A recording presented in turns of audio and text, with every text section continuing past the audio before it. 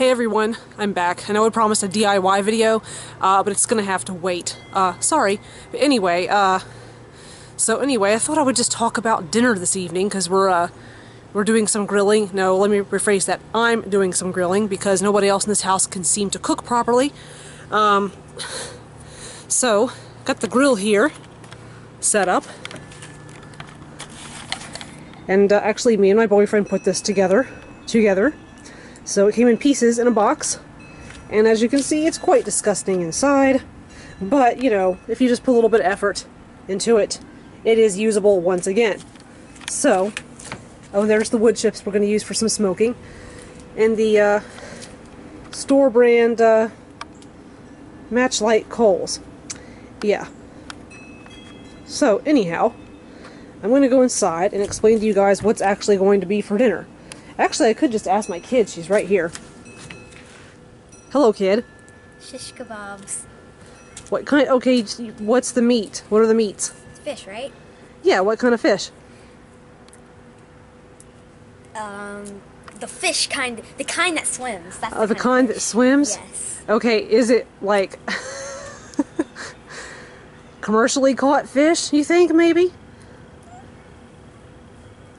It starts with a T. Trout? No, tuna.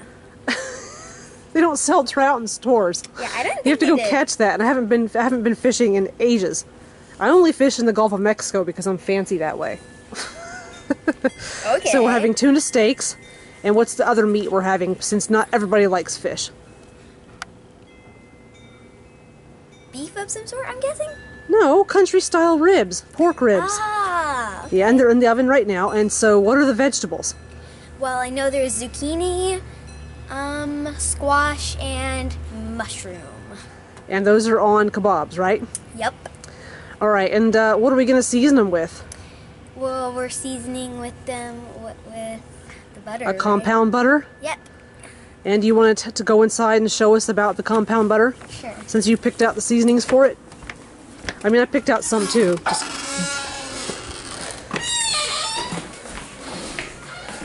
Okay, Chef Cheyenne and her compound butter.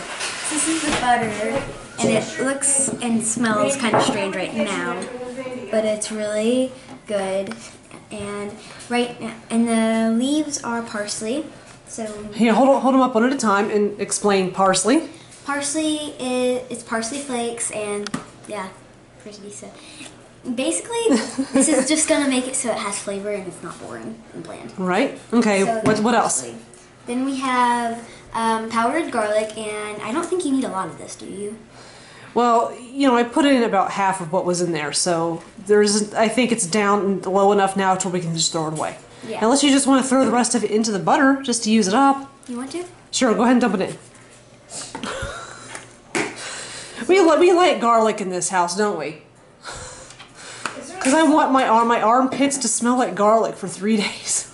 Delicious. That's what I call delicious. Yep. Okay, what other than garlic, what else? Then we have some basically just plain salt and pepper. They're really important for things. Well, that's not plain pepper, that's the fresh kind. Yep, it's the kind that peppercorns. The kind that requires work. Yep. Yeah. The fresh pepper is always better. And then this. Sea salt? Yep, just plain salt. Because those are important. You do need something that's more than just this. And then there's thyme leaves. Yeah. And then there's rosemary, that's crushed. And then we have cayenne pepper. Yeah, for a little bit of a kick. Yep. So it's not bland. Spicy. Yep. And then we have summer savory, and I don't know why, but I like smelling rosemary. And then paprika. Paprika adds a kind of a, I don't know if smoky is the right term. Like kind of like a. It adds another layer to the flavor profile. Yeah. It also adds color too, which is kind of nice. People are turned on by food that has interesting colors. Yeah. Okay. And so explain compound butter. Basically, you just let butter kind of soften up after a while, and you kind of just mash it a little bit, I guess you could say. So you allow the butter to soften. Yeah, it has to to come to room temperature. Yeah, it has to be and soft. then you portion your herbs and seasonings into the butter, and then you squish it all up together. And then you just mix it. Yeah, you cook meat in it, or you can use it to baste something on the grill. Yep. And I will have to mix in the garlic, won't I? Yeah, you'll have to. It's okay though. I mean, you just take like a fork or something and do it. I mean, that's what I used. I just used a fork. All right, now I'm going to show you guys the meat real quick. Here's the tuna steaks. There are 3 of them, and they're marinating in some store brand basic fish and meat marinade. I don't know what it's called. I just was looking for something, so I threw it in there. And here's the vegetable kabobs. We have yellow squash, we have baby portobello mushrooms, we have zucchini. So, and each kebab has 2 of each item. So, and we're also going to have some bread, which I'm going to butter and throw into the oven. So, it'll be a good dinner. The ribs are in the oven, because I want them to cook before they go onto the grill. So, let's come over here to the oven, and we'll peek at the ribs. There they are. So.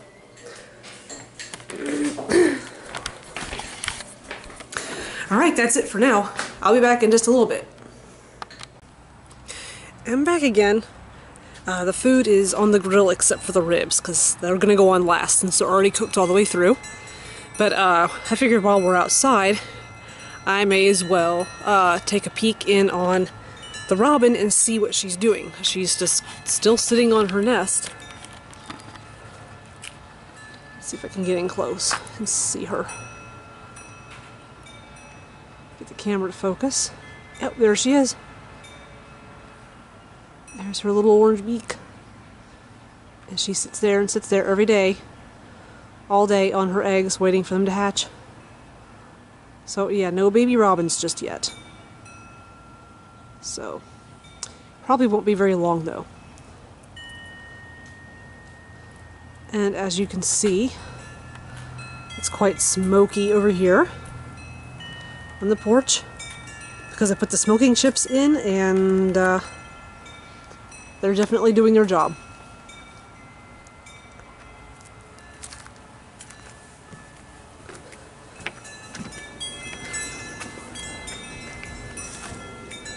Now when I open this, hopefully a huge puff of smoke won't go like right in my face. Oh nice, the butter's melting. Look at that. There's the tuna steaks. And tuna you can eat rare. For those of you who do not know that, you can actually eat tuna rare. In fact, that's why they put it on sushi, because it's very nice rare actually. Yeah, that's why they make tuna sandwiches, isn't it? What? Isn't that why they make tuna sandwiches? With raw tuna? Yeah. Shine, get away from that tree. Don't be near the tree because there's a bird nest in there. Oh, that's cool. Cheyenne, get away from the tree. I wasn't. Okay, the robins they'll come back if they smell people, but you just don't want to bother them or make them feel distressed. Cheyenne, what are you doing? Okay, I didn't mean to bother the robins. Don't bother don't make them feel distressed.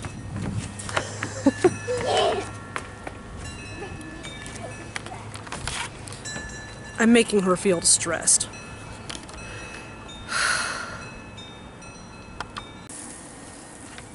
Oh my god. If you're not getting hungry while you're watching this, then something is very wrong with you. Oh, fuck. Damn smoke. It's like no matter where I stand, the smoke sort of follows me.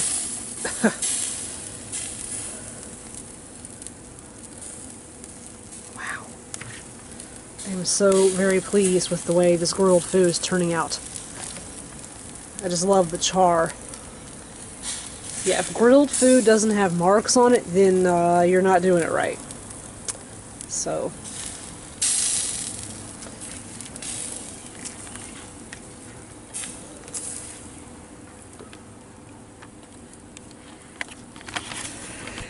And also, while you're grilling, if you're not having a beer, then that too is a problem, because you're supposed to have a beer while you're grilling. So yeah, and I think actually I might take a second to talk about this beer actually. It's the New Belgium Hoppy Blonde Ale. It's actually very nice.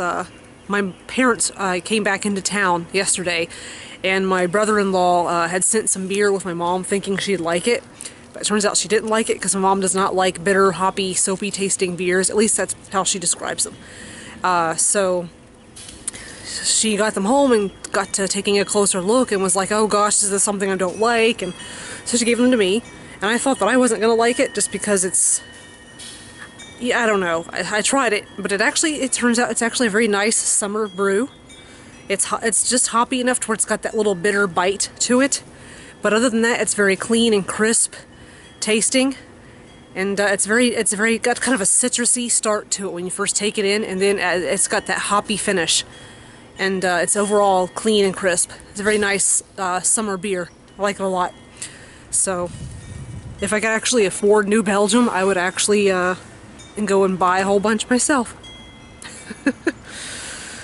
So, well, I guess I'm gonna finish grilling and finish my beer, and I'll see you guys a little bit.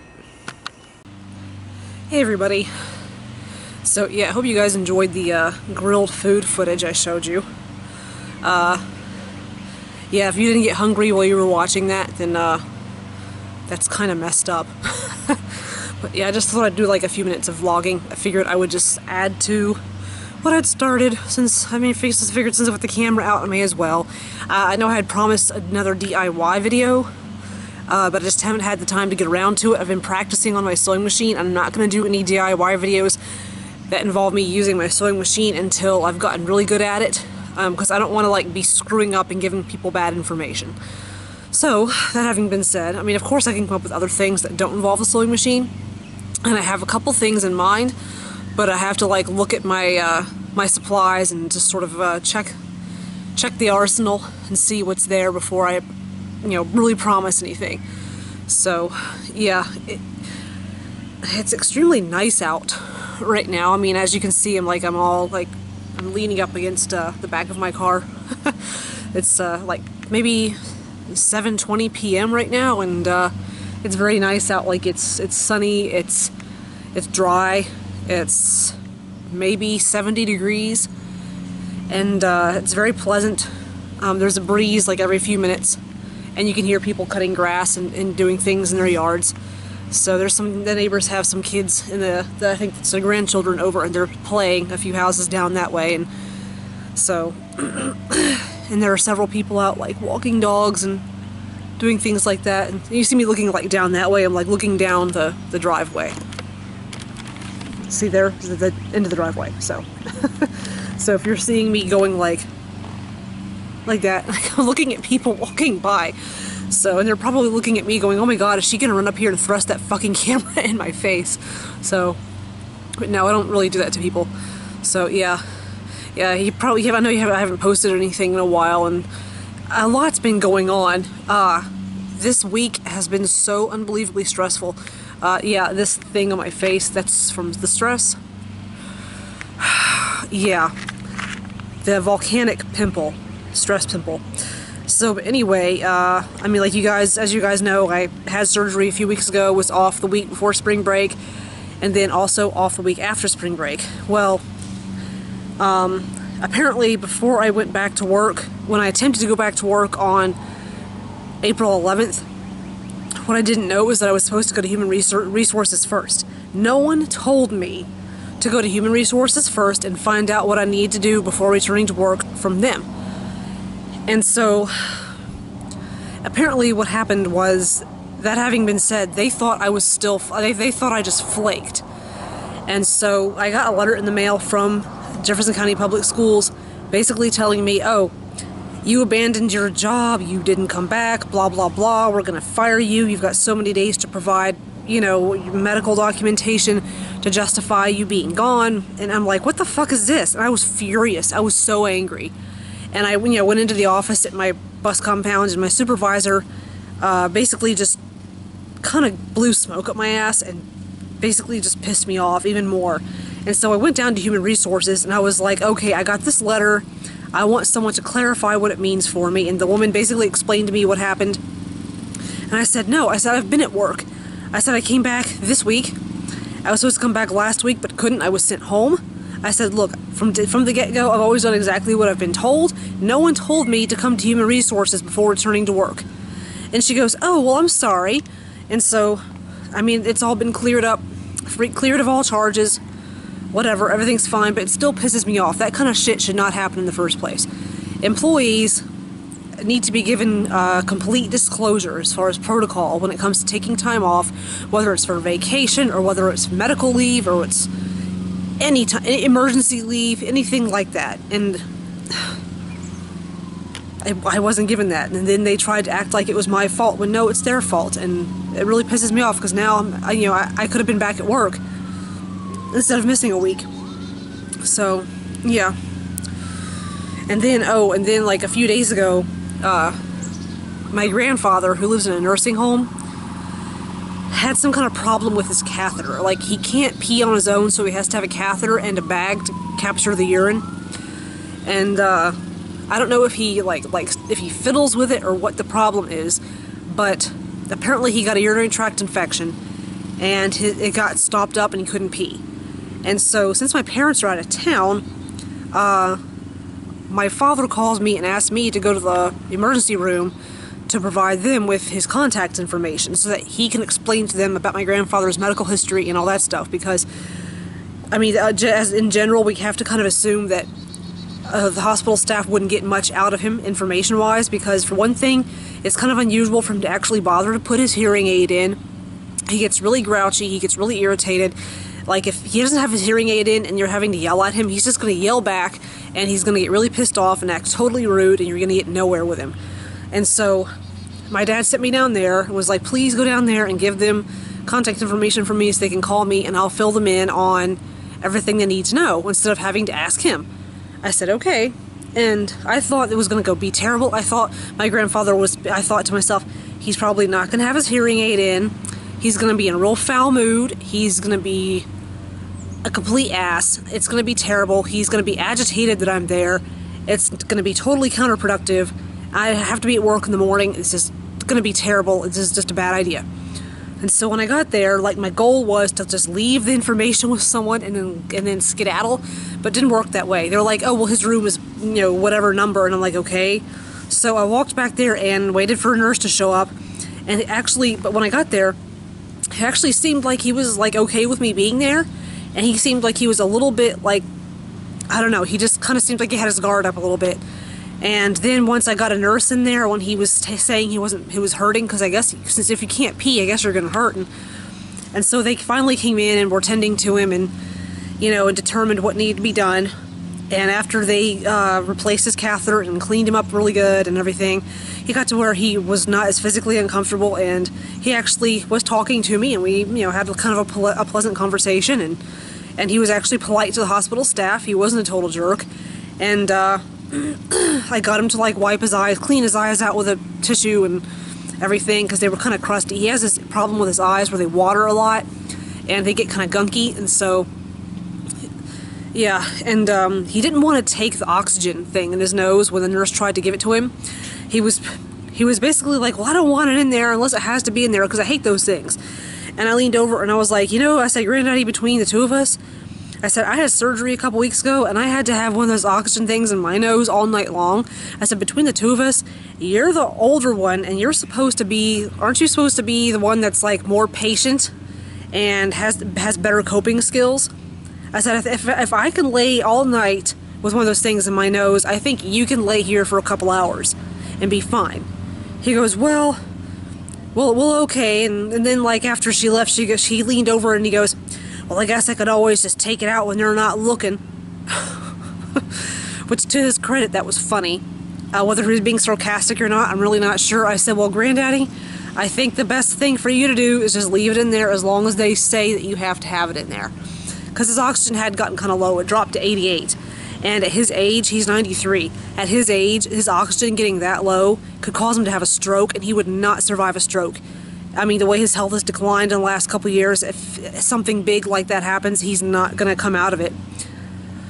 So, yeah, so we're kind of counting the months, really. I mean, this summer or whatever could be his last. I mean, I don't know. I mean, my phone's ringing, and it's my boyfriend, so...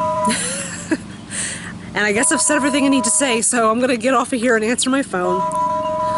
Be looking for my next DIY video. I'll do my best to do something like maybe tomorrow. I don't know, I'll try. I'll try. No promises, but I'll try. Okay. Bye, guys.